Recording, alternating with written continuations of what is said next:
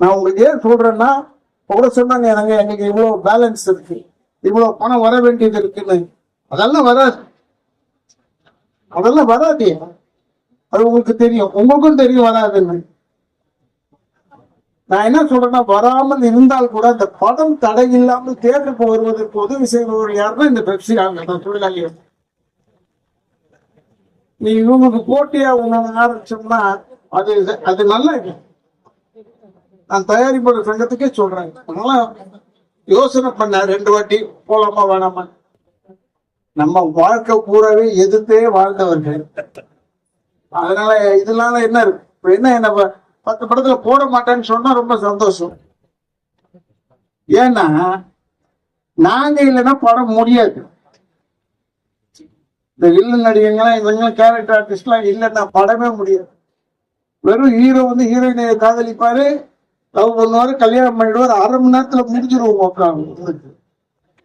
1/2 மணி நேரத்துல படம் முடிஞ்சிரும்டா. அப்புறம் முழுசா பார்க்கறதுக்கு நாங்க வரணும். நாங்க வந்து இந்த பொண்ணு நான் தான் கட்டிக்கிற போற பொண்ணு அப்படின்னு ஒரு சண்டையை போட்டு இன்னொரு 2 மணி நேரம் படத்தை இழுப்போம்.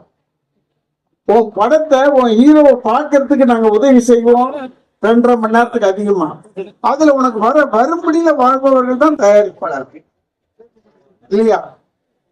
என்ன வந்து வேணாம்னு சொல்ல மாட்டாங்க, எனக்கு தெரியும். ஆனால் ஒன்றே ஒன்று சொல்லி போகிறேன், நான் நிறைய படம் செஞ்சிட்டு இருக்குமோ சரி, இப்ப சுமாரா படங்கள் செஞ்சிட்டு இருக்குமோ சரி, எனக்கு எதுவுமே கவலை இல்லை. சொன்னதை செய்ய. டைரக்டர் செல்வமணி சார் இருக்காருன்னா அவர் சொன்னதை செய்ய. ஆனா எனக்கு ஏன் செல்வமணியை பார்த்து எனக்கு ஆச்சரியப்படுறேன்னா, நான் பார்க்க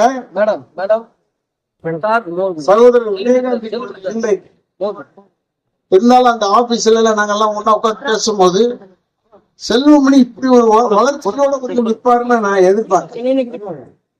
உண்மையிலே நல்ல வளர்ச்சி, அது நமக்காக உழைக்கக்கூடிய.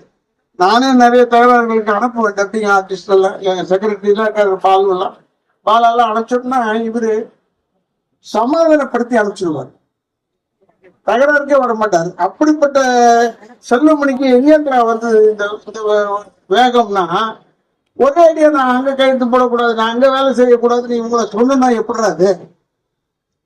ஏன்னா உனக்கு ஒண்ணு தெரியும், பெப்சியை பத்தி தெரிஞ்சுக்கீங்க.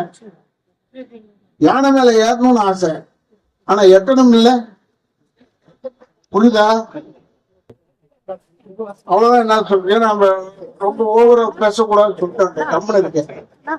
எதுக்காக சொல்றேன்னா, பெப்சி என்பது மதம் கொண்ட யானை இல்லை, நல்ல யானை தான்.